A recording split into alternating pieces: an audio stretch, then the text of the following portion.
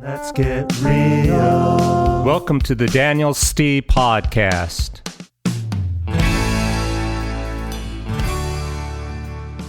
In a previous episode, I read an essay I wrote called Division Isn't a Mystery, It's a System. Rather than arguing issues or taking sides, that episode and the article behind it examined the underlying mechanics and the patterns that seem to drive polarization in America. Today's episode is the conversation that inspired my essay. It's a mostly unedited discussion between me and my guest, John Abrons, where we explore why so many issues feel increasingly divided and what might actually be happening behind the surface to make us divided. Who or what? How? So this conversation is messy.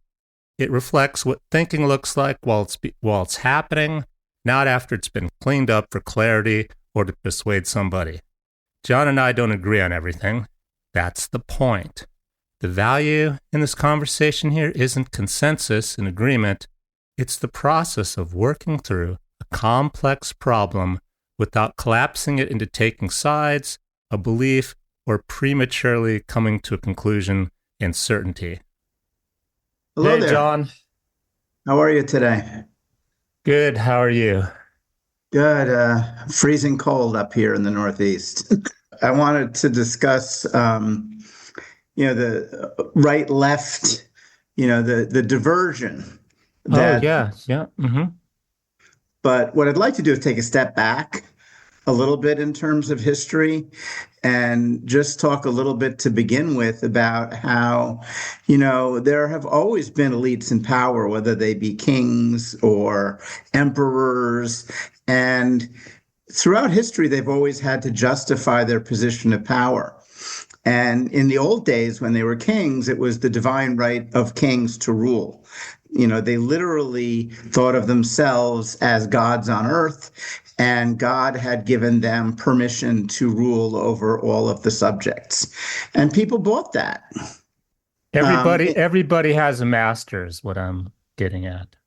Right. And even back then, it could be that just like today, the president is just a puppet. Back then, the king is still just a puppet because you want people to go cut the head off of the king, not find the real gangster, the real person responsible, is what I'm saying. Yes, you're getting to the point that I'm getting at, but yes. But let's just for a moment assume that that was true. When you got up into the 1700s and you had the French Revolution and you had the American Revolution, I think it started to become clear to the powers that be that this idea of divine right of kings wasn't going to cut it anymore.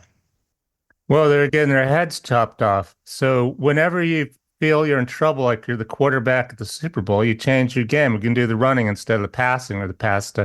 So you hide it. You change it before it gets taken down. You take it. You let it be taken down before it gets taken down without you authorizing it getting taken down. You let people think they took it down when you let it. This is like the Soviet Union collapse. I'm kind of like with Ronald Reagan. I'm kind of like, seriously. It all ended one day because Ronald just like, Gorbachev, you need to take that wall down, or you need to like, seriously. I'm supposed to believe that's how this ended? No. I mean, honestly, I've been a student of history now for well over a decade. I could talk about a lot of topics. That's another interesting topic.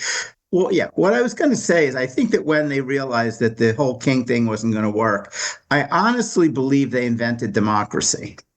I don't think that democracy was an idea pushed forward by the people. I think it was an idea pushed forward by the elites to give them cover to continue to control behind the scenes.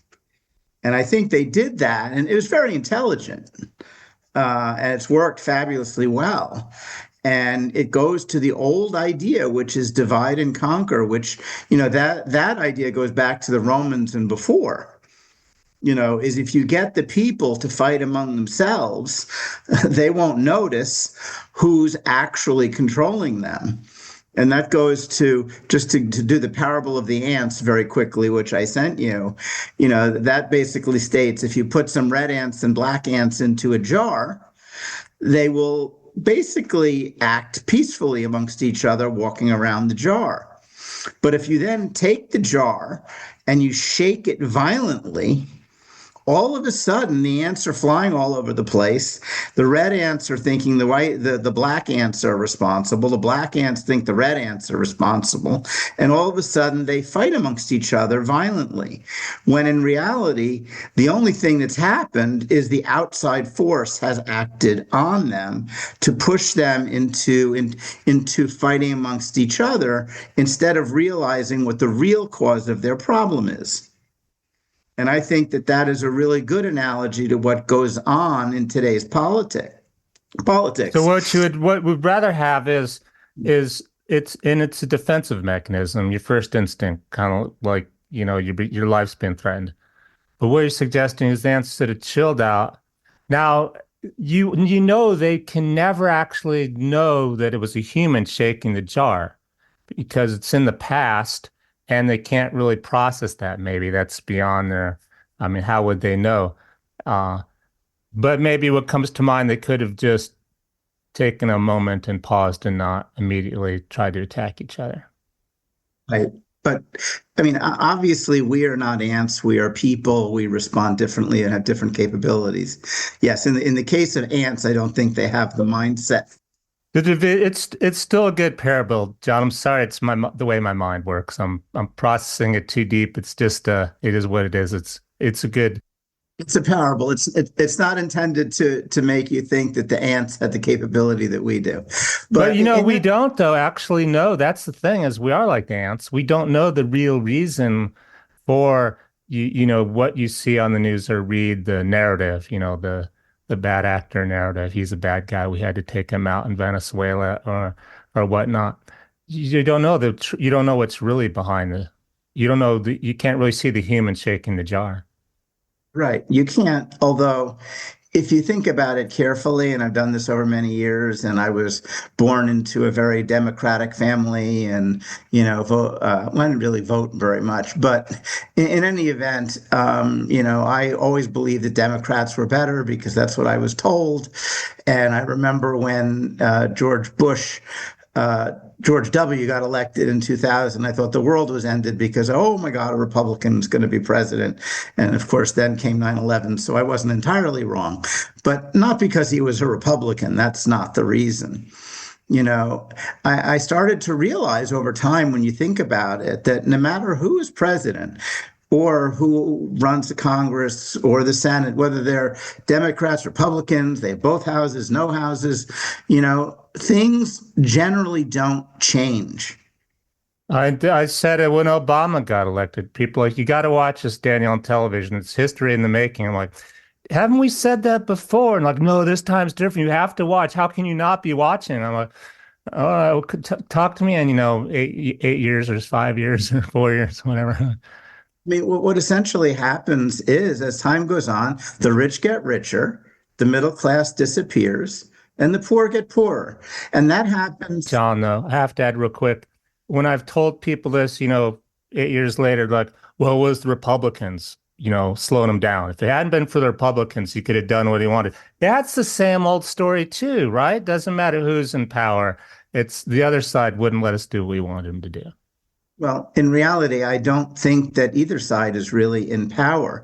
And that's what I'm kind of getting at, is I think the real power lies behind the scenes. The money. And money. Well, there have been studies that have been done, and almost every study shows that the candidate that raises the most money wins. That's just a fact of elections. It's a statistical probability, and it's good odds if you're going to bet on it. Yes. Absolutely. But the thing is, when you actually look at who's making these donations, you see that large corporations, pharmaceutical companies, wealthy billionaires, most of them give to both parties. You know what's a big one, the biggest one? There's actually there's a website you can go to see this on. And I was going to design an app actually to an app where you can plug in your zip code and it'll show you, side by side, like you're talking about, who won and how much money. What's the Israeli American? AIPAC. What's it called? AIPAC. What's it stand for? American international. Oof, you're losing me. I'm not thinking about it right now, but it's the Israeli American Israel Political Action Committee. That's it. The American only Israel reason I Political bring it Action up Committee. is not to talk about Israel, but when we're talking about money, if you look at I'll put it in the show notes, the websites where you can see who's raising money the most. Across the board, pick a candidate, any race, Congress, presidential, wherever, anywhere in America, they come up at the top quite often. They're more than corporations for gun control and immigration. That organization is donating a lot of money I to. agree. And by the way, pharmaceutical companies are up there too in terms of And donations. here's the thing, technically, because it occurred to me, well, you know what?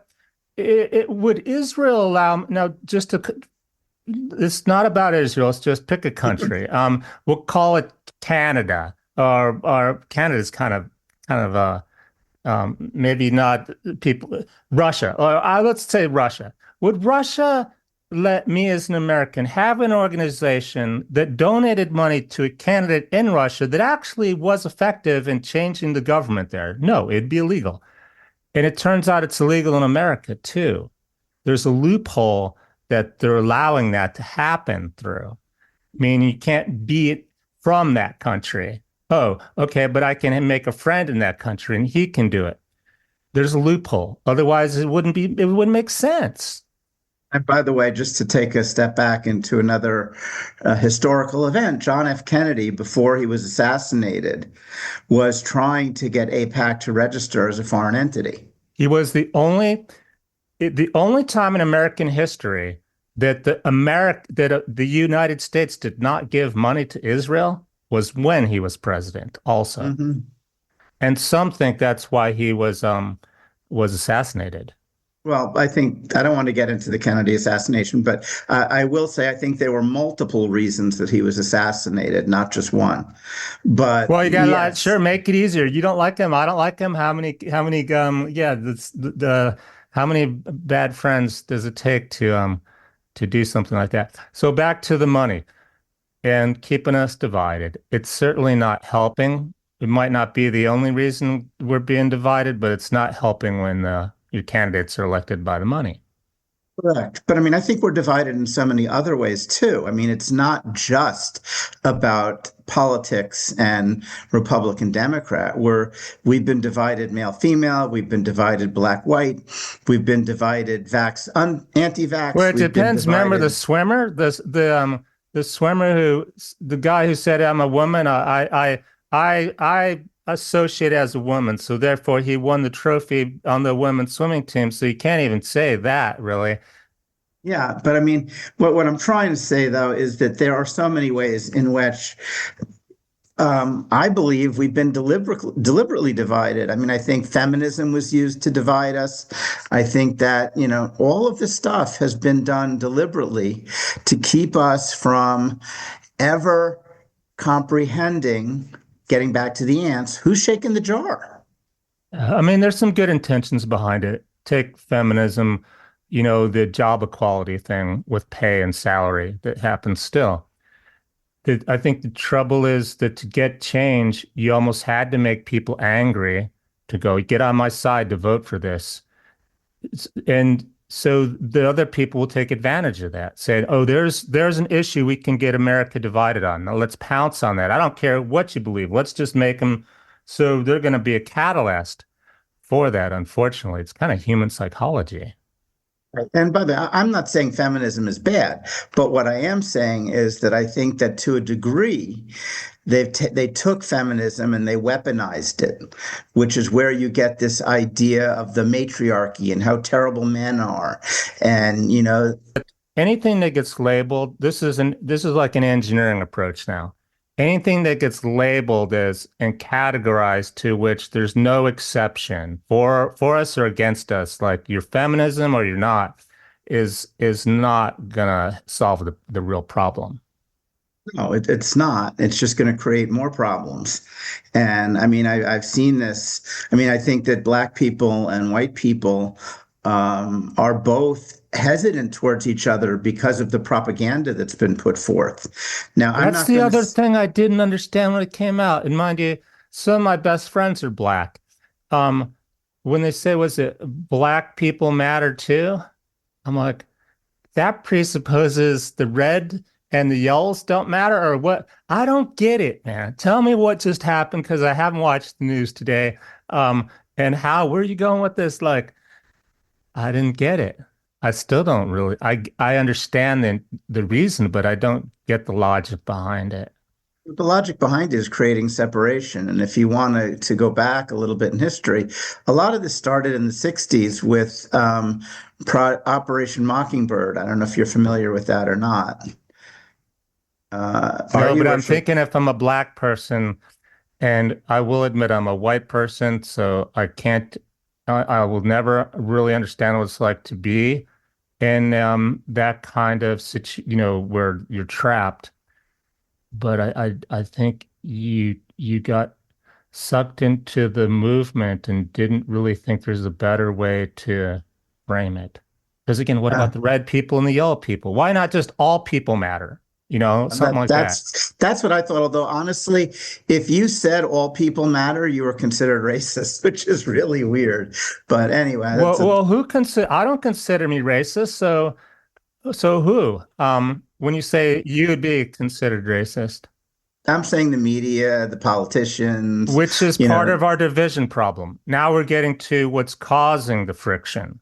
right. Who And who this amplifies that? Who comes up with that narrative? Like, oh, if you don't like that slogan, Daniel, you're racist. That's the guy shaking the jar now. Exactly. And this is why I brought up Operation Mockingbird, which was a project of the CIA held in the 60s and exposed in the 70s, where basically the CIA was hiring news reporters, anchors. Walter Cronkite was a very well-known CIA operative. And they put these people in the positions to create the news. I mean, because it is the news presenters, the writers that put the spin on things that people read. Mhm. They're not just putting out, Well, this it's is what marketing. happened. Good marketers, good with words and framing and language and hitting all the buttons and all the sequence. There's a formula for it. I don't have it, but the people you pay a lot of money to get your beer commercial to sell or whatever your makeup commercial, whatever, that's what they do, advertisers. Yeah, they're good at it. That's a whole nother topic too of marketing campaigns. And by the way, the interesting thing was once Operation Mockingbird was exposed and the CIA was discovered. And by the way, there's a famous Rolling Stones article written, I believe, in 72 or 73 about this issue. Yeah, to There was which, John, slow down a moment. When you say discovered, again, I believe they let you get discovered. So I always question why now? Why discovered now?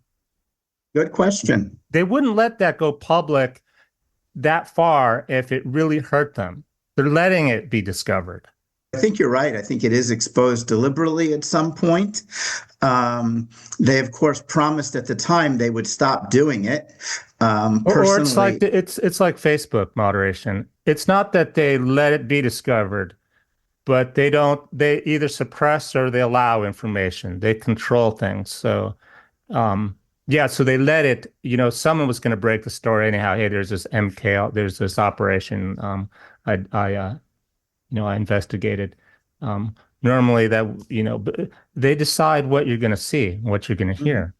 Yeah, and actually, that is the interesting thing about the news.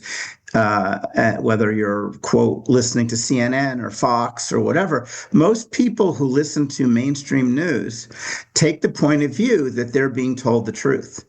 That is the perception that is the right one. Which And is privately owned or corporate owned. But anywho, you've come to mind now is yet another layer of variables. That's not the top layer. We got a lot of people shaking the jar. Hey, let me have some jar. I'm gonna flip it upside down. Um, it's not, and maybe there's somebody bigger like a parent, hey, put the jar down, who's really in control, but it's not just one force shaking the jar.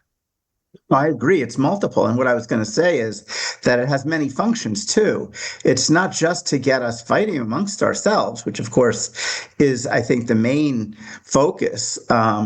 Personally, I've always thought to myself, why do they fight so hard to get people to vote? So much so that, when election season comes around, there's all of these ads, people's going door to door. I get email after email about voting, go vote, go vote, go vote. Well, the money And behind that too, it's because the organizations that have the money to put all those emails out. It costs a lot of money to do that. That's why those people get elected for all the time and money they put in.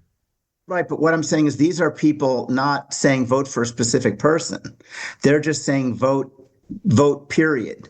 They're not supporting one candidate or Oh, another. yeah, They're yes, just John, but that's a tricky way, a backdoor way. And for example, this is back to the money. If you can't donate any more money because you're over your limit to a candidate, you are still allowed freedom of speech to do what you're speaking of, which is a still another way to really do what you want to do. Instead of giving it to the candidate, you say get out to vote because you want people to vote because your candidate's up for election. But I mean, what I'm getting at is I think it serves another purpose. And I What is think that that purpose? the more people that vote, I think it justifies the system. Sure. I always tell my family, they're like, how come you don't vote, Daniel? You really want me to tell you? And they're like, you've thrown away your vote. It's your right, it's your privilege. I'm like, No, I make don't. me feel bad. They make me feel bad because I don't vote. And the other thing, by the way, is I don't even think your votes count at this point because I That's what think I that, told them. Now, I will say, John, for my city, I did vote. Like literally my neighborhood, I get out and vote. But I know the issues, I know the candidates, I speak to them. But I'm speaking about the presidential election and even the senator, the high level elections. That's what I mean. Like, I'm not gonna. Well, nobody's on the list. They're like, vote for this guy or this one or that one. I'm like, well, neither of them. Well, you have to vote. I'm like, that's not a vote. That's not a not a privilege choice. or a choice. Exactly. Thank you. That's not a choice. That's saying vanilla or chocolate. I'm allergic to vanilla and I don't like chocolate. Thank you.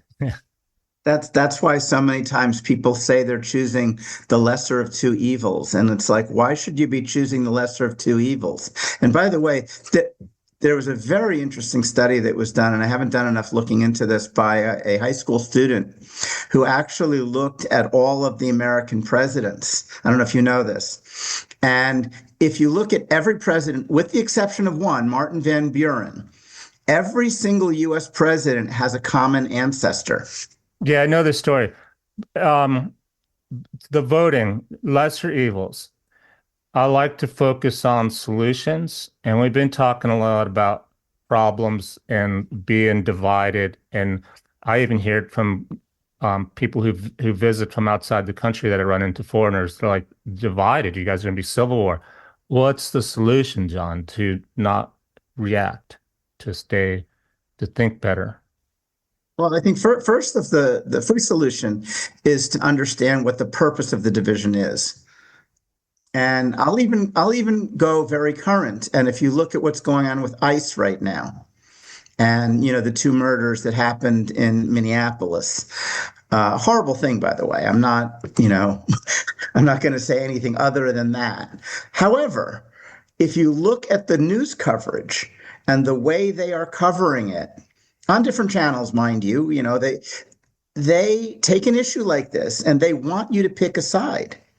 They want you to be either strongly pro ICE or strongly pro or anti ICE. To which, and I'm so old now, it's easy for me not to jump in and get angry. I can really look at things.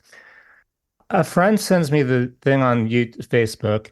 It's like 8 or 10 military police going in to get one guy who's in his underwear, drag him out of the house because he's violating, I guess he's illegal, or maybe he's even not, but one guy in his underwear and 6 people, and they got the battering ram. I'm like, they could probably just knocked on the door, 2 police officers. He'd probably gone peacefully. To which, John, what I'm asking you is, or what it seems to me you just mentioned is they're trying to convince you. That to me was a demonstration. It wasn't they needed six guys. They wanted that on TV to trigger you to be mad, right? Absolutely. I agree. As I said, they want, just like they want you to choose Republican or Democrat in an election, they want you to choose ICE or no ICE when But you get, why? So, I'm still because trying to wrap my head around ICE because I lived in Arizona, grew up. We have the border. We've always had the immigration issues. My sister-in-law is 100% Mexican. Parents. I get the immigration thing. I don't understand the ICE. Uh, I'm sorry, but you said something that I just had to stop and explain my reference point on immigration. I get the immigration. I don't get the ICE at all. Maybe that's intentional. well, what I'm trying to say is that this whole issue that they're bringing up is being used to distract us from other issues that were very much in the forefront before this came up. Well, that's always a playbook. Put on television, we're going to Mars when, I don't know, there's like a new war started in some other part of the world, or we don't want anybody to know about we're at war, or we do. Yeah. So, Have you heard anybody talking about the Epstein files recently? no, but the Epstein files to me are a complete waste of time. Not because any of the bad stuff they did is okay. It's just you seriously believe that they're ever going to give you anything in any of those files that is truthful or not changed. And so, no. So then what's the point? The data is useless. So you're being sucked into drama. The data is useless. You might also watch a reality show. It's more real. No, I agree, but what I'm trying to say is that they want to deflect from that issue. They don't even want people to be asking for the files. No, they're always going to find a way to not give us the truth because the truth is too ugly. The truth is too ugly and there are too many people involved. To me, the Epstein files are a distraction. Distraction from what? From something else, like you say. That's the whole point, John. You don't know. If you knew, it wouldn't be a good distraction.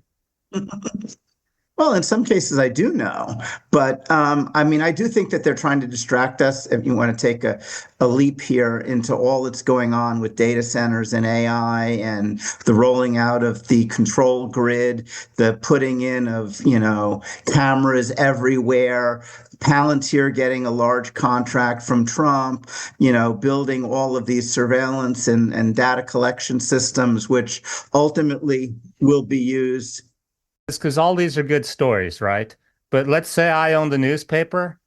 Boring. Epstein files. It's like it's like that TV show, Jerry Lewis or whatever it was. The guy who used to start fights with the audience. People love the Epstein files, man. I need ratings. Yeah, but I mean, I don't think that's ever coming out, but I mean, I do think that there was an intent to get away from that. Then there's also what's going on in Venezuela, Greenland, that double tap attack in the ocean on the boat. There are issues that, quote, made the administration look bad, which also is probably The intentional. Venezuelan and the Greenland, I have two solo podcasts on that in articles because I Hmm. stepped back and thought about each of those issues. Once I got past the narrative in Venezuela, the bad guy, that's how we did it. I thought, why else would we do that? In Greenland, honestly, John, it's going to sound crazy. After analyzing the Greenland situation, I came to the conclusion President Trump is just doing his job. Why? Because America doesn't give him another choice. America doesn't have a way to invest in Greenland other than with the war. We don't have a social program for Greenland that's truly in their best interest and non-military. So Donald's just doing what a guy does, as a CEO. What options do I have to pick from? I can buy it or I can use force. It's not his job, it's Congress' job to come up with a better solution. Right. But I mean, I think the other question is why do we want Greenland in the first place? And I think the answer is not what he's talking about, which is protection and, helping to protect the United States from invaders. I think the true reason we want Greenland is for the rare earth metals and all of the natural resources. Well, there's other reasons is the point. And there's other ways to do it. And some of them are really not in terms of Greenland in the president's control. He doesn't he pretty much has force. He has the military. He's in charge of that. So that's what he defers to. And since Congress is pretty much useless, and even if they weren't as useless today as they've always not been really, they've been too slow. That's why Greenland's probably looking at China, because if we wait for America, it's never going to happen. I'm going to put a different spin on everything here. And that is, I think that one of the problems that we have as Americans, and I think people around the world have in terms of understanding what's really going on, is that the elitist powers in the world are pushing us towards world government. And the way they see the world is not nation states. It's not us against China or us against Russia, because they control Russia, they control China, they control us. They're just trying to create a situation where the general population of the world will accept world government. So they're trying to figure out how to do that. One of the ways is by causing wars, which ultimately wars. I don't actually see a problem with world government. Oh, I do. Huge. And by that, I don't mean the world government you're thinking of, John, the corrupted world government. To me, I never understood the human species, why there needs to be any government, really. Why, Right. okay. But if we had a world government, it might be like a minimum, like, we have a problem, global warming. Okay, let's get all the senior advisors on the planet together, the scientists, that kind of world government, and decide what as a species on the planet we're going to do. That kind of world government is what I mean. I don't see a problem with world government, but I mean, I know what you're speaking of, the corrupted world government that's controlled by the billionaires and people behind the scenes. Right. But in reality, I don't think that the kind of world government you're talking about is a realistic goal, because I don't think human nature allows it. I think people in power, the saying is ultimate power corrupts ultimately. And I just don't see a scenario where you really get a group of people to run a world government for the benefit of all instead of the benefit of themselves. I just don't think that's possible given human nature. Well, and back to the money, John. So the money is actually the root of all evil. Because let's face it, the way you do things when you're controlling things is with money. And it's not that we don't need money, just that the money in the banking system and the World Bank and all those other banking systems, that's the method. So if you cut out that method, I don't want to dive into money right now, but you made it so that if you're a billionaire, you could spend your own billion, but you can't tap into the trillions of dollars made up money, in the World Bank and other ways that you can get it to do what you want to do. Then you wouldn't be able to do it. That's true. And I think that ultimately you did hit on, and again, this is another topic altogether, but the whole banking system itself is utterly corrupt. And it is that utterly corrupt banking system that supports all of these billionaires. Not only is I don't know if the word corrupt is, but people don't realize when you hear we bailed the banks out. No, we didn't. That's they literally transferred it onto your credit card is what they did. The banks went under. Okay, let's get everyone's personal credit cards and put $1,000 on them. That's how that bailout happened. And they walk away and start all over again with like they're brilliant bankers and not our fault. I'll take it one step further, and that is the banks don't really go under, because when you think about it, if they lend money that they don't have in the first place. So how can you go under giving away something that you never had to begin with? If you never had it to begin with and you lose it, you haven't really lost anything. We did this on paper, John. I had economists on my show. I'm Steve King, and he's actually got software where we drew out the Federal Reserve and the Treasury and your personal banks you're talking about. So you are correct in that they don't literally make the money up. They make the money at the same time they make the asset. Like I gave you a loan, and I also gave myself the asset of the money to give you the loan. So it's made up money, but it's on the books. So when the banks go under, that money gets shifted, and forgive me if I'm not saying this exactly correctly, because it has to come from someplace. They don't just like hit reset on the computer. I believe it gets transferred then down it's the American taxpayers that pick it up. That's that on the books, that debt stays on the books. Right. But we're not really picking it up because we're not paying. They're just adding to the national debt. Right, which is what causes inflation. Because Correct. then all your made up money is just worth less and less and less. It's like you throw in more monopoly money on the table. So what I started in the game with, when I had $5 to start the game, now it's only worth like 50 cents because you kept throwing money. Like, where you keep get that money from? Like it's not fair. It's not a fair game. I was saving my $5 bill. The thing that people don't get is that money itself is debt. Technically, that is debt. The money I gave you to buy the house is debt on the books. And when you pay it back, all of a sudden there's no money on the books anymore because you paid back your debt. So you are correct. Which means that literally it's impossible to pay back all the debt because there's less money in circulation than there is debt.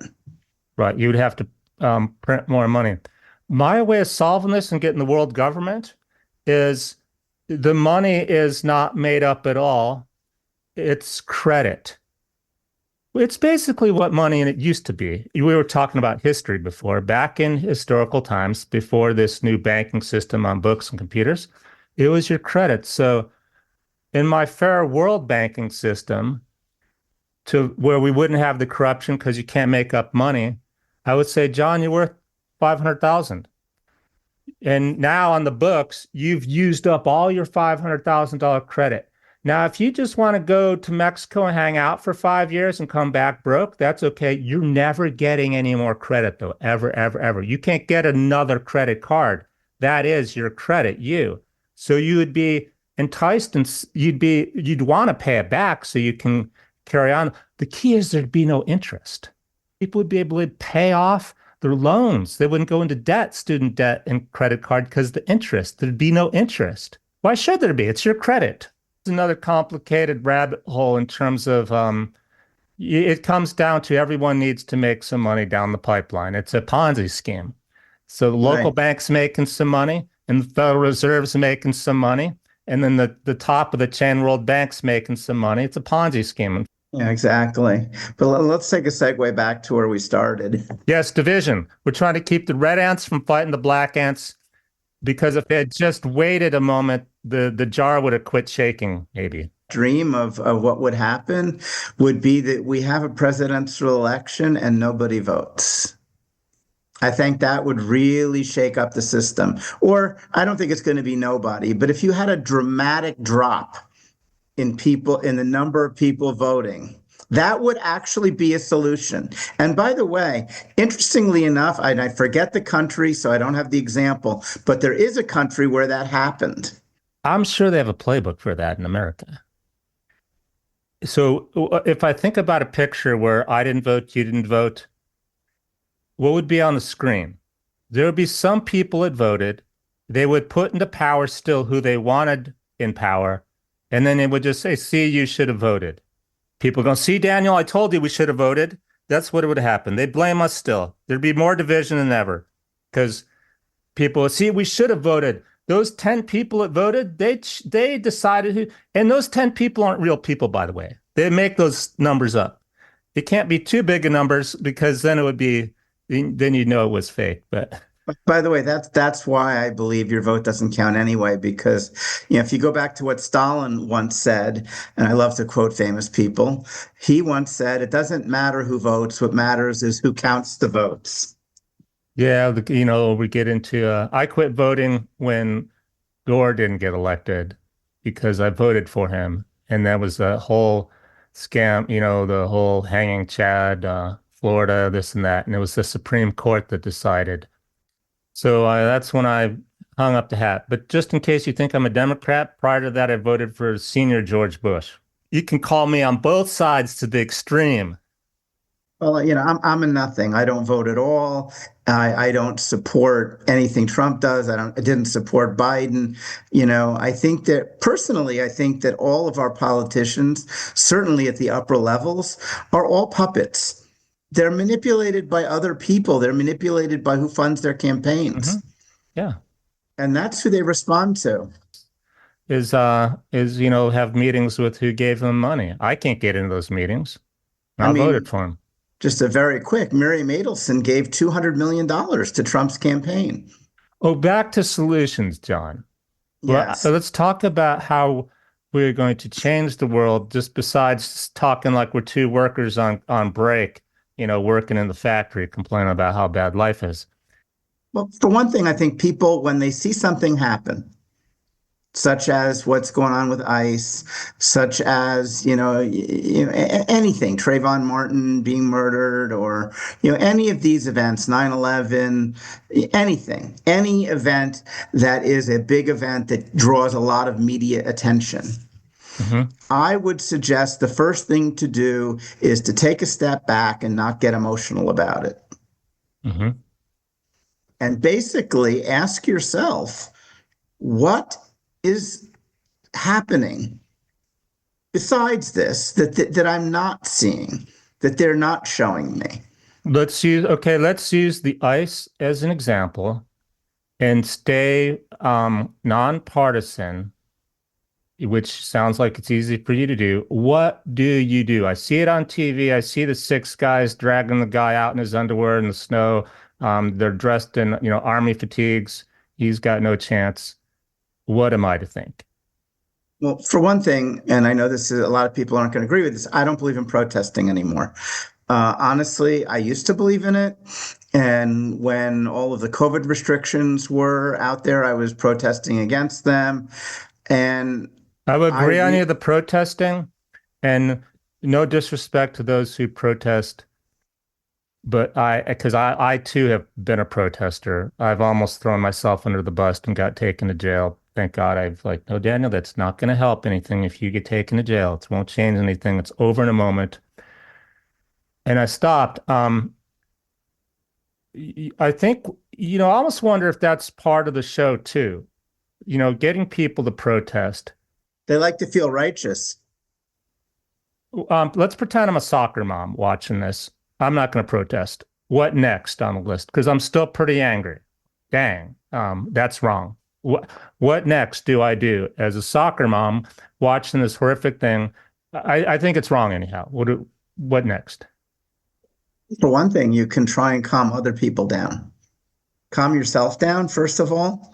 Realize that protesting is not going, it's not going to help. But I also think that protesting causes more problems. I mean, if you think about what's happened with ICE in Minnesota, if Renee, and by the way, I'm not victim blaming, but if Renee Good wasn't at the protest and Alex Peretti wasn't at the protest, they wouldn't have been killed. Now, that's not to blame them. They have every right to do what they did. But if nobody protests, then the violence doesn't happen. And I think that part of the reason and part of what they get out of riling us all up is the protest causes us to get violent. It causes us, like the ants in the jars, to fight. Even more so, John, it gives them a reason to do something they weren't doing before, which means shut down freedom of speech, shut down you allowing to have your protest altogether, and just move forward even more with the ICE.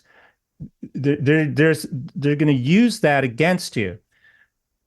But let's get back to, why are there six guys trying to make a point, trying to make it obvious that this is wrong, instead of just knocking on doors and take, two officers taking somebody illegal in?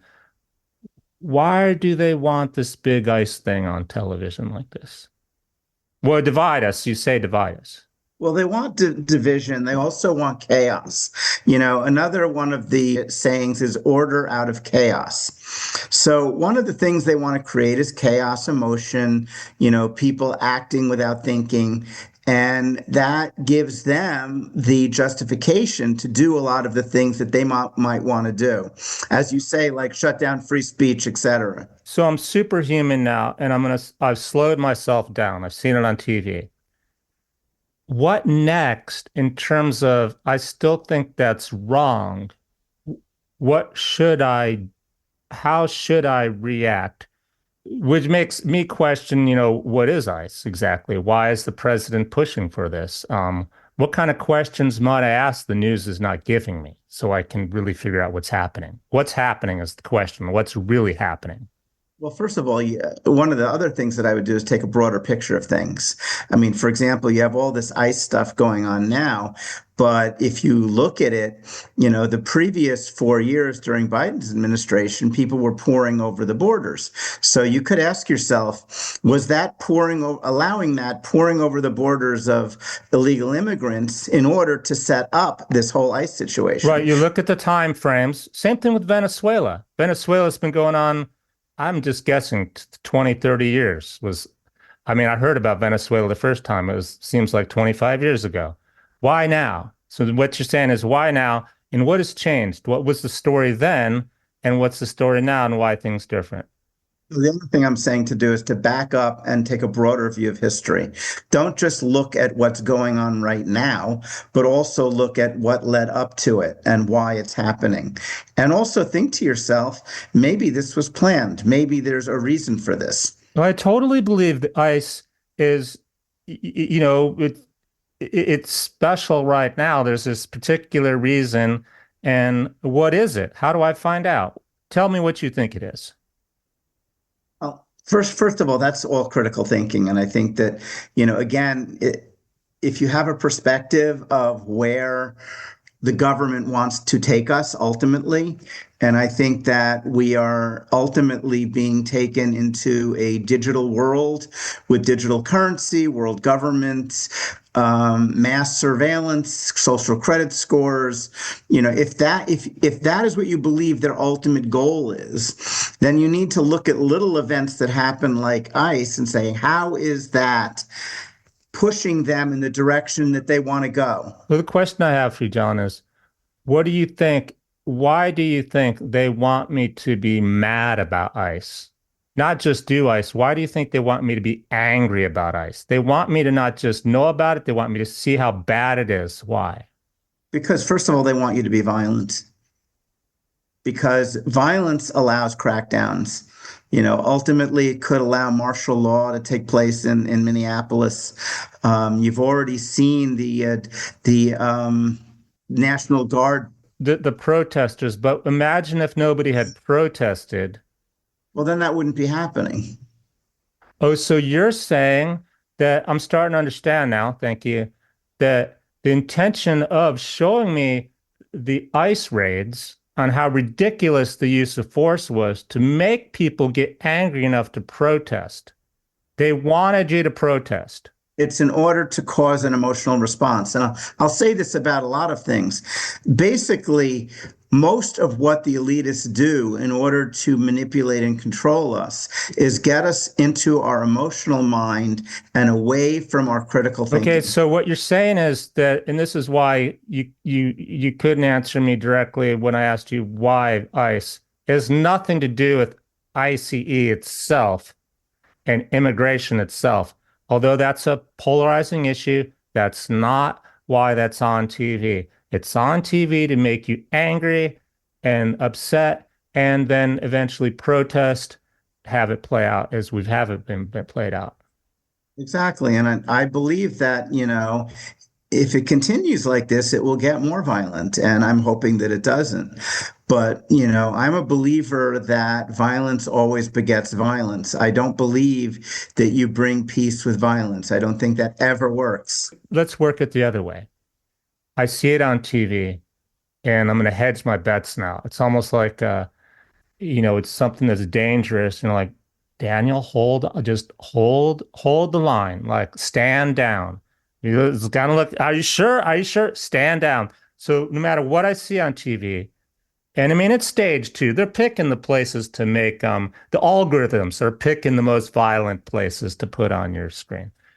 Just go, you know what? Too much force, something else going behind, something else is going on. I'm not going to get sucked into it, basically. I think that would be helpful, yeah.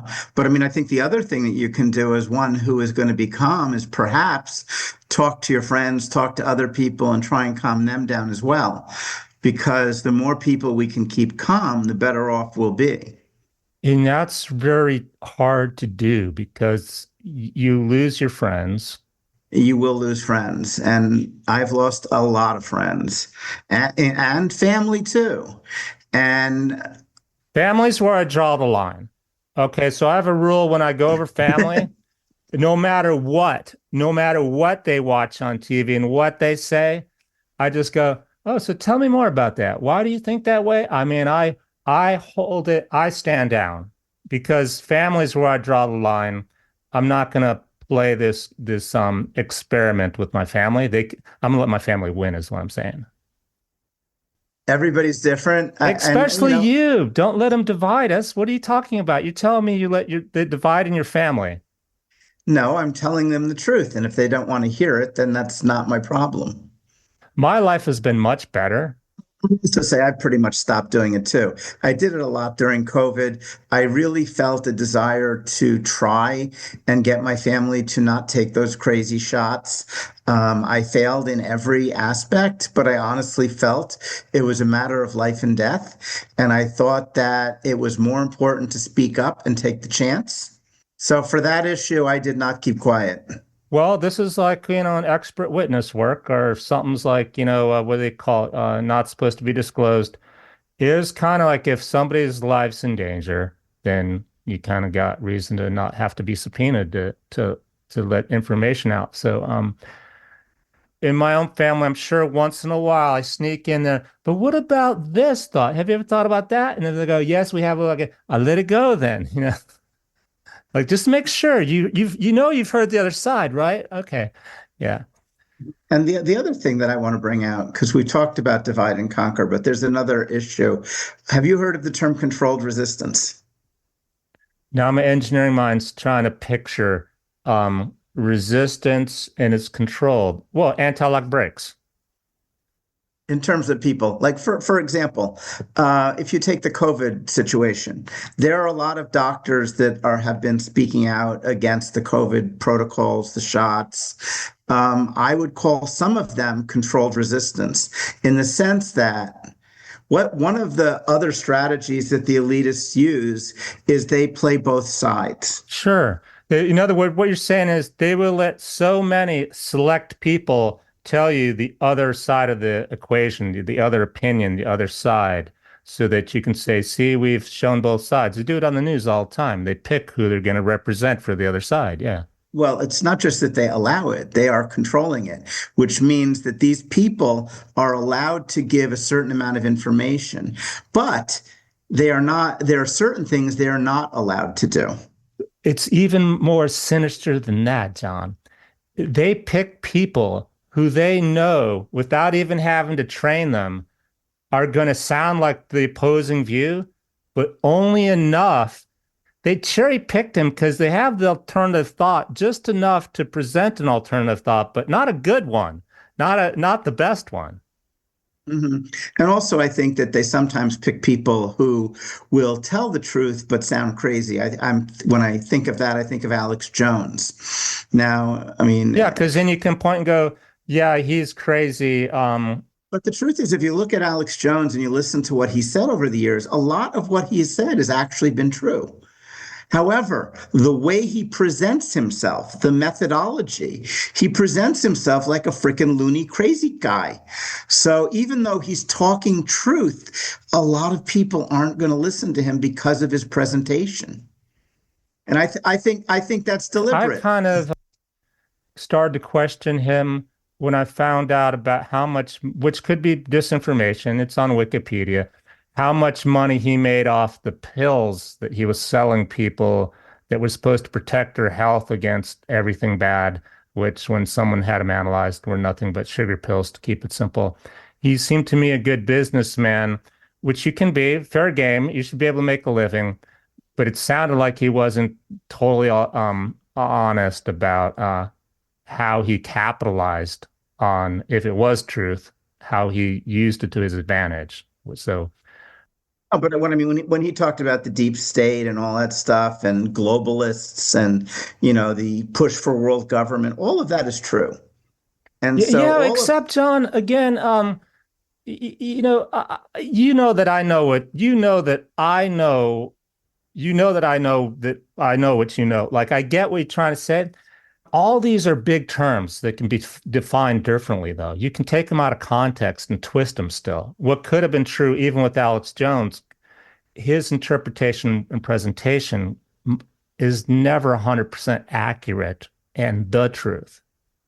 it's not, and that's why I say he's controlled, because some of the aspects of what he said, even though they sounded true, there were aspects of it that weren't true. Mm-hmm. So, I definitely call him controlled resistance. And I David would Icke even call, comes to mind. You ever heard of David Icke? I have, and I've listened to a lot of what he says, and he's a little less controlled resistance, so I believe he is as well. I would say that too. I would call it less controlled. And to be fair, David, you can't know everything and research everything to death, but he throws some things into the pot sometimes that aren't validated, confirmed, true, accurate. And in a way, that stirs people up too. It stirred me up until years later, I'm like, you know what? I don't know about that. I don't know about that either. Now I'll start to question what else did David say that wasn't actually 1,000% true? The the point is fair and the same, where he's trying to take you to, but not everything in the book is true. Right, of course not. And by the way, I have a basic principle that I go by in terms of looking at who may be controlled and who isn't. And I basically view anybody who garners a large platform quickly without resistance is, in my mind, going to be controlled to a degree. Because I don't think that you can be a complete free speaker in this controlled environment where corporations, own everything, and the billionaire class basically decides whether you're popular or not. You know, I I think had a if you, guest on my show, John, who had his PayPal. They had YouTube sites taken down. I'm like, why doesn't it happen to me? I'm talking about the same stuff as you. He was like, you haven't hit the tipping point, Daniel. It's like, when you do, you'll get the phone call, an email. Take this down or you're shut down. Yeah. you're too small right now, exactly. And it's exactly right. But, anybody who gets a large platform, I mean, look at Joe Rogan. I mean, he's clearly controlled, in my opinion. He's with Spotify and he signed this giant contract and they allow him to talk about subjects that other people aren't allowed to talk about. I don't know Joe personally. For example, I didn't know until I did a lot of research on him. He used to have a little mini series, TV series on Bigfoot and UFOs and, looking for the paranormal. Did you know that about him? No, I didn't know that about him. Yeah. So to me, it seems timeline wise, he used his fame and his experience doing television to actually pitch that show. I can't remember what it was called, but he was trying to do honest to truthful, authentic, investigative reporting, Bigfoot, UFOs. I have a bit of respect for him, but yet I'm still, like you mentioned, a little kind of, well, if you're so famous, can you really say anything, talk about anything? That brings me to the conclusion of at some point they don't care. Because even if you say the truth, life goes on, nothing changes. And that's, to me, I think that's why a lot of these things that go on are distractions. As I said, I think their main focus right now, and by they, a lot of people will ask me when I say they, who I'm talking about. I mean, by they, I mean the billionaire class, the World Economic Forum, Well, all of these. they is something we don't know. If the person shaking the jar when we were the ants, we don't know it's human. We don't know who they is. Right. But I'm talking about the they we kind of do know, who we can see shaking. Now, they I may have take it a enough. step further, John. I think if you call it the deep state, whatever you call it, the shadow government, the billionaires, whatever it is, it's not playing out in the open like as simple as that. No, but I mean, I think the bottom line is for whoever it is that they're looking for total control over humanity. And if they get digital currency and they get, their 15-minute cities and everything and, full surveillance and social credit scores and the ability to turn your money off if you've had too much beef last week, if they actually get technology to that Yeah, stage. laughing about that one because it's true actually. Yeah. Global warming, beef are the problem. You ate too much beef. We're cutting your credit card. They've talked about this. I mean, it sounds funny, but this has actually been discussed. What's disappointing in humanity is there are some smart people buying into all this. Haven't thought it through that far. Even if you believe in it's what happens. First, you believe in global warming, then you hear about how bad cows are. It's true. Next thing you know, you're okay with this. It's like, how did you jump? How did you jump from one rational thought into what you're speaking of? And the other thing is everybody's hypocritical, and I've spoken about this too, which is, how can we be talking about cows farting too much and eating too much meat because that contributes to global warming, but it's okay to build all these data centers that, emit enormous amounts of electricity? Or how about it's okay, you're talking about methane or carbon dioxide for everybody to have a pet, a dog or a cat. They want to cut that out too. I haven't heard that one. I they I have heard that. But I'm gonna say, well, about time you called out the in the room, the elephant. And no, I'm not suggesting you don't allow your pets. I'm pointing out the simple fact that if I can't eat a hamburger because it's making CO2, why can your dog eat dog food? It's even if if a vegetarian dog food, he's making CO2. The whole equation is BS, all of it. By the way, speaking of beef, do you know, and this is the other thing is the elitists are they're hypocritical. Do you know what they ran out of at COP? I think it was the COP 29 conference that they just had in Brazil. On day two, they ran out of hamburgers because they were eating them all. So those guys eat beef like crazy, and then they tell us not to. It's not even the elitist when we talk about it like this that are leading us down the path. It's the normal Joe and Sally's that are okay with a lot of this until it comes to my pet. I'm not giving up my pet. And then they'll try to rationalize it by probably saying my pet doesn't exhale CO2. It's a different CO2. It's a different molecule. Yeah. And if they said that on TV, people with pets would believe it. And if they didn't, they'll make it more technical so you don't understand it. Really, I never knew a dog or cat. Yeah, it's quite a different CO2, the way the atom spins on, we talked to a theoretical physicist on it. And it's not affecting the atmosphere like your CO, like gas and oil and coal CO2. It's all insanity, if you ask me. And It doesn't take an elite, it doesn't take someone shaking the jar. We shake it ourselves. right, and that's the other problem when you look throughout history about any society that's been controlled by a few. It's always the few controlling the many, and the only way that works is if the few can get at least some of the many to help them, to be the prison guards, to work with them, to support their agendas. And that always happens. It happened in Nazi Germany. It happened here during COVID when they had people doing, all sorts of contact tracing. So let's bring it back to the ice example. And I've seen it on TV, and now I'm stepping back. I'm going to actually shut off the TV because I don't need to watch it, really. What's it doing for me to watch? I shut it off. Now what do? I really can't do anything about ice. It's the honest to God truth. Should that be the really end of it? Really, just let it go. I can't do anything about it. Why read or watch it? I hate to say that's the best solution, but I think it is. However, I learned this speaking to an immigration attorney. What you could do if you really care and one of your neighbors is illegal, this is where you make a difference. And you're worried about ICE coming to them. I had forgotten you can what do they call it? Not adopt, not endorse. Sponsor? What's it? Are you looking for the word sponsor? Sponsor. Thank you. You can sponsor them like their family member and help them get legal immigration status. That's how you beat ICE. Hmm. Turn the TV off. I'm good now. Or no, what about my neighbor? If it applies to you, if it doesn't, maybe you support your neighbor who sponsors somebody. Because in sponsoring, there's some more hardship. They need help with, a car or some money or groceries, whatever. Comes back down to the local community.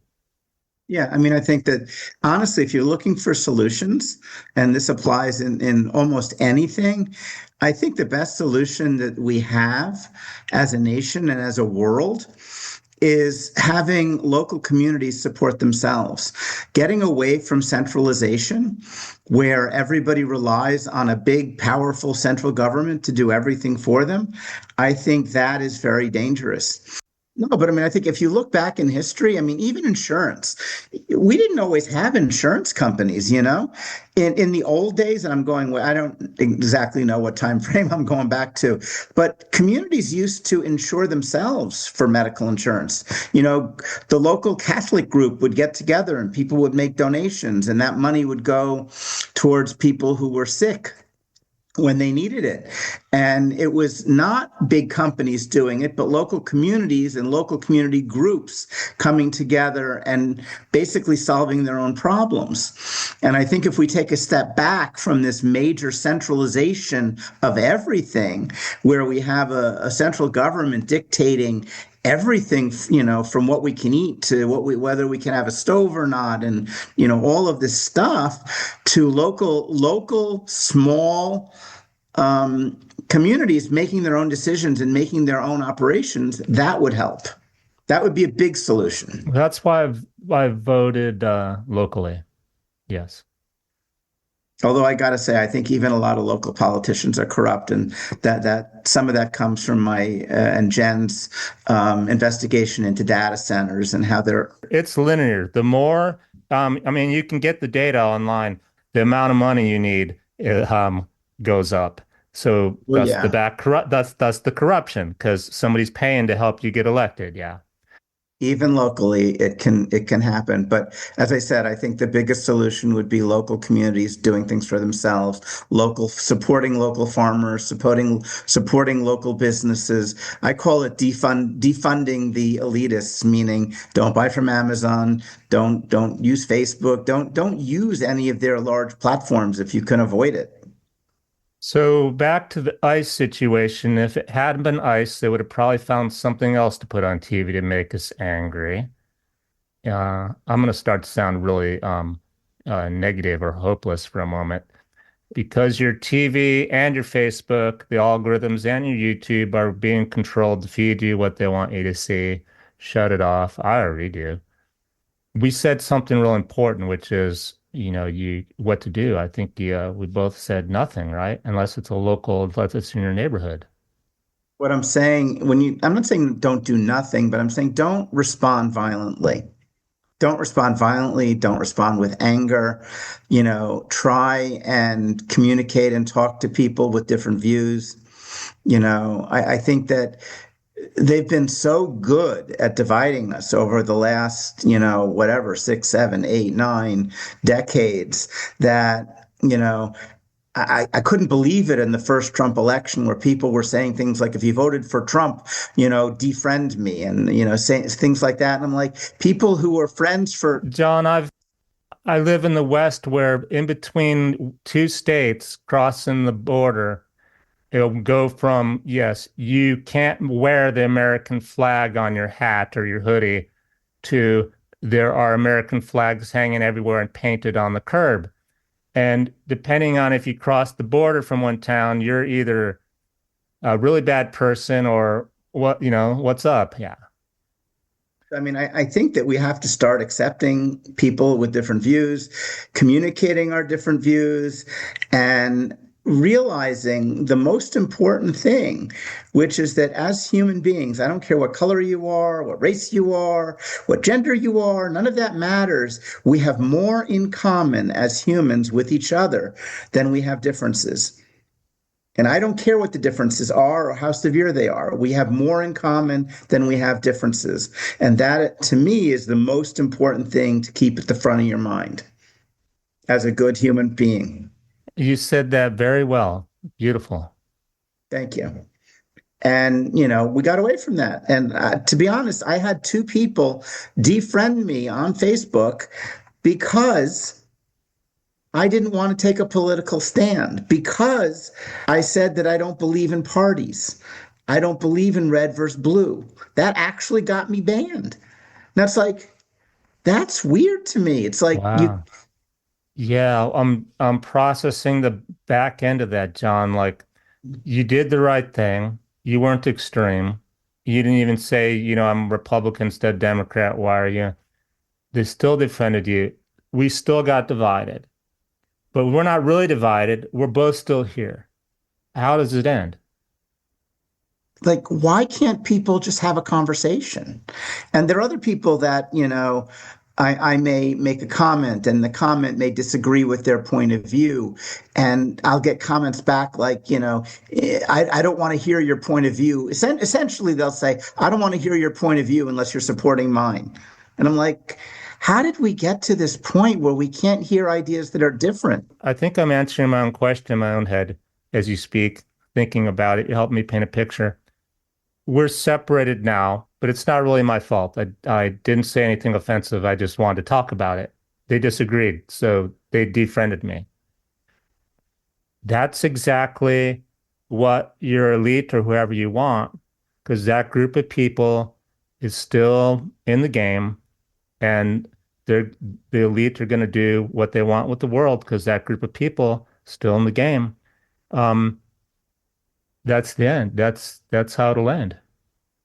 Yeah, I mean, for me, the way out is to stop playing the game, as you said it. I Hmm. mean, all of this division is a game in my view, and and I do understand that there are issues that are very emotionally charged. ICE is a charged issue, you know, um, I used to black. be really emotionally charged myself. I get it. I've been on both sides. Good conversation though, John. How hopeful I am for it to help, I don't know, but it's been nice to talk to you about it. I've been zoomed out on the Israel thing for uh it was about 20, 25 years ago that I finally met he was from Israel and he was doing a peaceful he belonged to an organization that once a year had a peace day. And he basically told me it's wrong. I'm like, well, how, why do we think it's so right then in America? He's like, it's just wrong, Daniel. It's a bad thing to do. So ever since then, I've been aware of maybe the true story, the rest of it. But it seems to me until a couple of years ago, nobody else really was. And now we have these protesters, right? College kids who are taking the Palestinian side, right? Doing violence, doing protesting. Why now, John? Because I think that to answer your why now, I think that there is a desire in this country to crack down on free speech, to crack down on our Constitution and Which our means it has rights. nothing to do with the Palestinian in that conflict.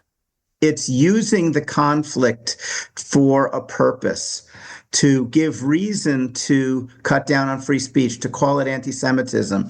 I mean, they use anti-Semitism as a weapon. You know, basically, they now equate criticism of the political entity of Israel with anti-Semitism. I say that's not anti-Semitism. That's criticism of a government, not criticism of a religion. So basically, it's just like the ICE conflict. It's just a reason to engage people being angry. Yes, it's a good cause, but it's been going on for a long time. Immigration, same thing. We're making this made for television, so you get angry. And then why would you do that? Because it's going to come back and get you. It's a problem reaction Problem, solution thing. reaction, solution. Yes. And one last thing I want to mention about Israel, because this is one other thing that most people aren't aware of. In the 1967 war, the Israelis fired on the USS Liberty. I don't know if you're aware of that. We had a tanker in the Middle East, not a tanker. We had a warship in the Middle East, the USS Liberty, and flying the American flag. And Israeli fighter jets attacked the ship. It is the Why? one. I'm not really sure. They claim that they thought it was like an Iranian Waving ship an or American something. flag. Yeah. Yeah, you better. Yeah, who you letting fly those fighter planes? Their eyesight, how good is it? Yeah. But in any event, it is the one time in United States history where we have been attacked by a foreign nation and not only not retaliated, but lied about the incident. Because for the longest time, we refused to acknowledge that it was the Israelis that fired on our ship. And how did you find this out? And what I'm, not, how critical I am of just one Substack or No, article. no, no. At this point, it's admitted. I mean, it's on Wikipedia. I mean, when I say it was hidden for a while, but it's not hidden now. It's very clearly easily findable now. It is not a conspiracy theory, but they did initially try and hide it. They never retaliated against Israel in any way. In terms of the misinformation and why now that people are protesting about Palestine, I just had the thought that since Trump says he's going to solve that war, people will believe it just like they believed that there was a ceasefire with the Russians and the Ukrainians when there was not. And then if you challenge them on that and go, no, Palestinians are still getting, bombed and terrorized, they'll go, no, they're not. We settled that war. See? So No, they are. yeah, they play the narrative any way they want to and keep us divided. Yeah, I mean that's the bottom line of everything is that I think that They're the most insane thing ever. we need to come together and be as one. As I said before, we as human beings have far more in common with each other than we have different. And I don't care if your views are diametrically opposed to somebody else. You are still more alike as a human than you are different in your ideas. There are better ways we talked about do it locally, change the world locally, not argue about. I don't believe in arguing, but I also wish that as human beings that we could have discussions about things that we disagree about and be respectful and listen and just the old expression, agree to disagree, but without anger, without violence, without saying you're a moron, you're an idiot because you don't believe what I believe, just understanding that people are entitled to different opinions and it's okay. Hmm. It really is okay. It is. At the end of the day, you still have a family. You still, have a mother, a father, potentially, brothers, sisters, people, friends, and in that respect, you're the same as But it's somebody not else. even your opinion, John. You know, you think okay, I'm talking to my neighbor, but it's my opinion. It's not your opinion. Your opinion. It's what you've put together as a belief based on what you read or saw on TV, which is been made to make you feel and react a certain way. It's not even you. You believe what you want to What I'm believe. saying, John, is part of the solution is not to even think, I believe the war is good or believe it's bad. It's like, you should start it with what I've seen on I saw on television this. So you frame it. And based on that, like logically reason out. So take it out of you and put it back on the television and the news. Don't own it. Say, I read this, but don't even defend it. Totally let go of owning the newspaper and the TV. Go, I saw on Fox this, I saw on the news this. What'd you see? Hey, you know what? That matches what I saw. What do you think? Or that disagrees with what I saw. What do you think about? Why do you think it disagrees? Or you think we're being told the whole thing? Don't own the story that you're seeing. Good point. And actually, a lot of times it is just that, a story. It's not the whole story. It's not the true story. It's whatever side it is. I think our trouble is then we take ownership like, okay, I have to now put this backpack on and it's my baggage. Screw that, man. It's not my bag. It's that guy's, and I'm not wearing it. If he wants to tell me what's in it and whatever, that's not a good analogy, but we take ownership. You're 100% right. What it comes down to is ego. And I think that we identify with certain positions. Like, for example, some people identify as Democrats. And so Democrat becomes their identity. It's not just a belief system they have, it's literally who they are. And I think that's the problem. Yeah, they've compartmentalized all these rules and stuff and thought this is the model and I'll stick with and whatever comes in this model. Einstein's theory of relativity. Einstein's a smart guy. Whatever he puts in the model, I'm sticking with the model. I'm not going to question it, kind of thing. It just should still say this is the Democrats' beliefs and not own that. I have to because it's the right thing to do. Maybe that's why I own it. And that's okay. Just acknowledge that you're taking ownership of something that's not yours. Exactly. But I don't believe we should be taking ownership of things like that because You're giving away your power. that's a good way of putting it. Exactly. Yeah, you're letting them divide us because you've given away your power to not think for yourself, be yourself. It would be okay if what I read in the New York Times was not written to make me believe in something. The trouble is it's written by somebody who wants me to believe their side of the story. I'm voting for them. I'm not actually thinking for myself. That's kind of the problem starts. The point is the media is not just facts. No. It's a story. It's a story. It's a story. And you get one side of the story from one news channel and you get the other side of the story from the other news channel. And again, it's whatever people want to consume and be. And that's the problem of how we get divided again, you know? You pick one side, you try to process it all, make up your mind, and you forget that there's a third side you haven't seen. So that's like, you want steak or salmon? Well, I know you have some chicken in the back. I know the chef. He says he just got some chicken. Go see if he got some chicken. Oh, I didn't know, Daniel. That's not on the menu. Sorry about that. You can have your chicken. Yeah, I didn't know that was on the menu because there's only two stations I normally watch. Yeah, it's like saying you want some fruit, you can have apples or pears. What about cherries? What about grapes? What about, it's like there's a whole huge selection here, but you're not giving that choice. I have heard the excuses because people are lazy and they only have so much processing power and they get overwhelmed and they feel like just to keep life simple, I'm going to choose the apple because, man, I don't have time to wonder about the cherries. I'm fine with apple. And to me, that's okay. That's your right. But then you're going to try to convince me that apple is the right fruit to have. Let me decide if I want the cherries or ask for the cherries.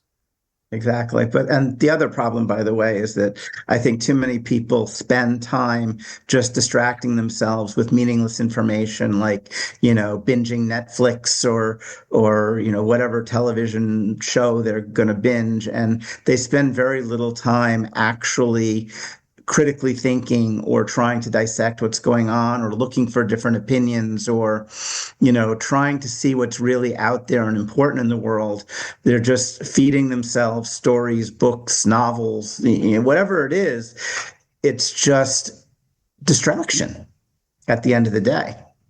I would be fine if somebody just wanted to read a book instead of watch the ICE raid and go down and protest and shoot somebody. I would be just fine if they were home watching Netflix instead. Oh, sure. But I'm just saying, I think that, it would be nice if people spend some time critically thinking and asking questions and not just accepting, what they're told from one side or the other, but, doing a little bit of your own research, trying to dig and find things that maybe you're not being told. Maybe yeah, set a rule. If you're gonna watch the news, then equal amount of time has to be spent on your own doing the homework, like you say. Otherwise, leave it off because it's a waste of time, except to, poison your mind with something that's somebody else's baggage. The news is known to lie. I mean, there's so many examples I could give where they don't even tell the truth. So it's like, why are you believing Oh, that there's a shit? whole book on the Fox television just by itself on on how it's built on. And I really liked Fox back in the day in the 90s when it came out. So fascinating, like how much the whole culture built upon as many lies as we can do to keep viewership up. Like blame, Exactly. like a news station. Hmm. You can't make it up. You couldn't make a Netflix movie out of how blatant it was. Take care. All right. Take care, Bye Daniel. for Thank now. you. Bye bye. Let's get real.